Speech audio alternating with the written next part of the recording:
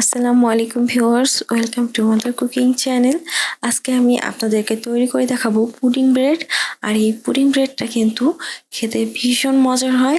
এই পুডিং ব্রেডটা আপনারা সকালের বা বিকেলের নাস্তা হিসেবেও খেতে পারেন বা বাচ্চাদের স্কুলে টিফিনও দিতে পারেন। চলুন তাহলে রেসিপিটা দেখে নেওয়া যাক। প্রথমে আমি চুলার উপর একটি কড়াই বসিয়ে দিয়েছি, তারপর চুলাটি অন করে চুলার আঁচ মিডিয়াম হাই করে দিচ্ছি। দিয়ে দিচ্ছি লিকুইড দুধ 1 কাপ। এখন আমি এই দুধটাকে খুবই ভালোভাবে গরম করে নেব। আমি বেশ কিছুক্ষণ সময় ধরে এই দুধটাকে খুব ভালোভাবে গরম করে নিয়েছি।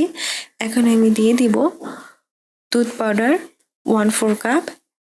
এখন আমি এই দুধগুলোকে খুবই ভালোভাবে গরম করে নিচ্ছি, আর এই দুধটাকে আমি একটু ঘন করে নেব।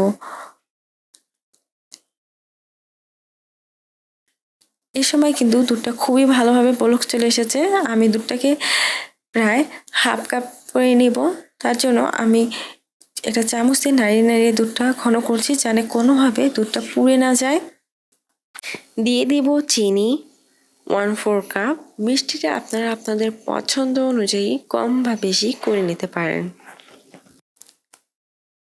আমি বেশ কিছুটা সময় এইভাবে দুধটাকে নাড়িয়ে নাড়িয়ে ঘন করে নিয়েছি, আর এই সময় কিন্তু দুধটা অনেকটা ঘন হয়ে এসেছে এবং প্রায় 1 কাপ থেকে হাফ কাপের মতো হয়ে এসেছে। এখন আমি এর মধ্যে দিয়ে দিব ডিম 2টি। তারপর আমি সাথে সাথে একটা চামচ দিয়ে এই ডিমগুলোকে খুবই ভালোভাবে দুধের সাথে মিক্স করে নেব। আর এ সময় কিন্তু অনবরত চামচ দিয়ে নাড়তে হবে, তা না হলে কিন্তু মিশ্রণটা পোড়া লেগে যাবে।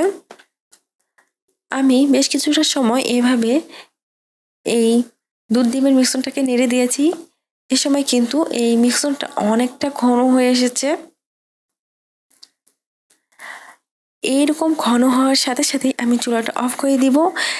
দেরি করা যাবে না, তা নাহলে কিন্তু এটা পানি ছেড়ে দেবে, তখন কিন্তু খেতে ভালো লাগবে না। এরকম ঘন থাকা অবস্থায় চুলাটা অফ করে দিতে হবে। এখন আমি এটাকে চুলা থেকে নামিয়ে নিচ্ছি।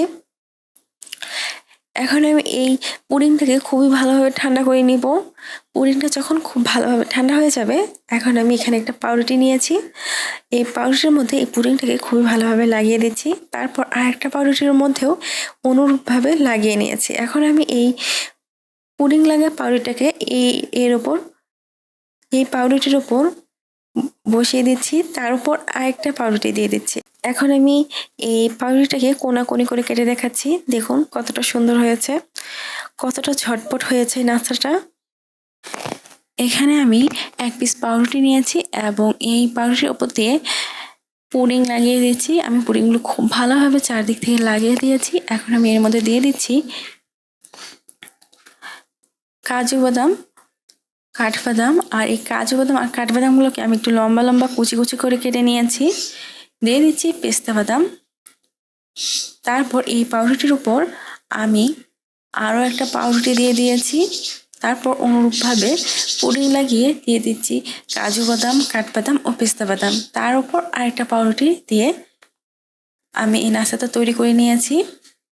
এই সময় কিন্তু নাস্তাটা একেবারেই রেডি হয়ে গেছে। এখন আমি এই পাউরুটিটাকে কোনাকুনি করে কেটে দেখাচ্ছি। দেখুন কতটা সুন্দর হয়েছে, কতটা ঝটপট হয়েছে নাস্তাটা। আপনারা চাইলেই খুবই অল্প সময় এবং খুব ঝটপটে এই নাস্তাটা তৈরি করে ফেলতে পারেন। আর এই নাস্তাটা খেতে কিন্তু ভীষণ মজার হয়। প্রিয় দর্শক, এই ছিল আমাদের আজকের রেসিপি। মাদার কুকিং চ্যানেলের আরও এক্সাইটিং রেসিপি নিয়ে আপনাদের সামনে আবারও উপস্থিত হব। ভিউয়ার্স, আপনাদের সকলকে অনেক অনেক ধন্যবাদ জানাচ্ছি পুরোটা সময় আমাদের সাথে থাকার জন্য। আমি উইশ করব আপনারা সবাই ভালো থাকবেন, সুস্থ থাকবেন এবং মাদার কুকিং চ্যানেলের সাথে থাকবেন। এই চ্যানেলে নতুন হয়ে থাকলে চ্যানেলটি সাবস্ক্রাইব করুন এবং ভালো লাগলে লাইক, কমেন্ট ও শেয়ার করুন। ধন্যবাদ।